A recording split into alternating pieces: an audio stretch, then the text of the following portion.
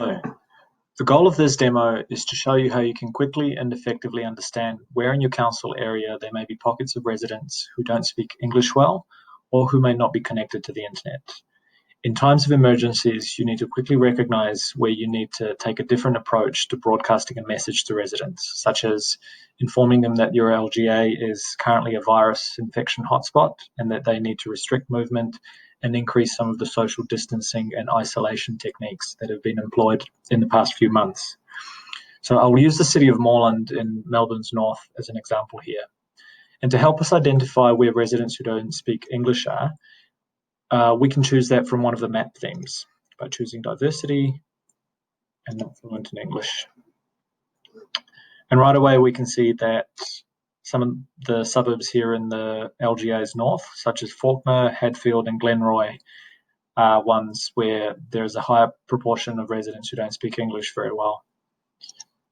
Let's use Fawkner as a case study, and we can actually jump out into community profile. So knowing that there's a proportion of residents there, a high proportion of residents who don't speak English, we can actually understand which other languages they may speak and what kind of a approach you may need to take to your messaging.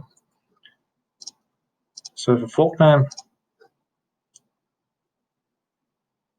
we get an idea that there's a high percentage of Italian, Urdu, Arabic and Greek, but especially these two. Back in Social Atlas, we can also focus on understanding where the distribution of the most spoken languages are in the LGA. This is the information you use to make sure you can communicate to residents in those neighbourhoods in their native language. So again, under diversity,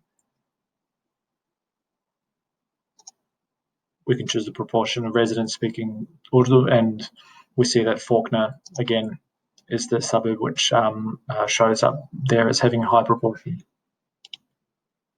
So let's have a look at another communication issue, the lack of internet connection and understanding where households are which don't have an internet connection. As councils and health officials and other parties involved in managing the pandemic choose which mediums of communication to use, they should be aware that internet connection is not a given, and some areas may still require other means of contact, such as phone calls or door knocking, if your message and directive is to get across. Households in the city of Moreland are relatively well connected to the internet. I know that much. So under income and wellbeing, if we have a look at internet connection, we can see again that that connectivity is quite high. And as we go further north, it does decrease a little bit. By looking at the analysis tab, we can actually sort out the percentage of suburbs which are not that well connected. So while City of Moreland is relatively well connected, it is still a relatively smaller proportion than Greater Melbourne or Victoria or Australia. But we can identify that Fawkner, Hadfield, Glenroy, Coburg North are all suburbs where at least 1 in 4 households does not have a connection to the internet. So the map provides us a good overview, but it's actually in the analysis tab that we may identify these 4 suburbs again as areas where other methods of communication need to be employed. So this kind of information is a quick way of understanding where you may need to target different communications policies.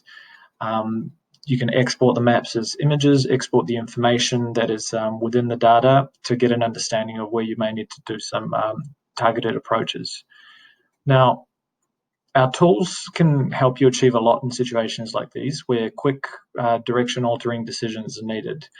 Outside of the Social Atlas and community profile, we often focus on combinations of vulnerabilities in order to identify specific areas where the most extreme cases for a particular topic can be identified. For example, if you were interested in knowing where residents live who are not fluent in English and have no internet connection at home and are maybe over the age of 80, we can assist you with that. These may be the hardest to reach residents who definitely require a communication technique such as door knocking in order to receive a message about restrictions and behaviour changes needed for residents living in a hotspot. Other data combinations useful in this situation here would be looking at perhaps older lone person households and combining those with some of those other communication limitations such as English proficiency and internet connectivity. So we can provide information that identifies something like this. Residents who don't speak English well, aged over 80, and have internet access. And once we identify that, we can actually filter out the information and just figure out where those pockets are where you have, in this instance, between 4.5 and 7.6% of residents within those SA1s who fit that criteria. And then going to the next step is, while we understand the percentages, actually also get an idea of how many residents in those areas are there.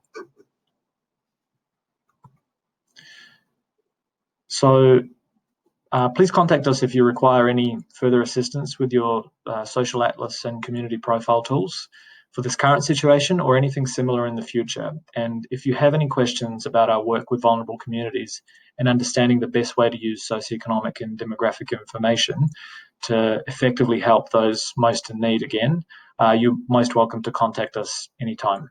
Thank you very much.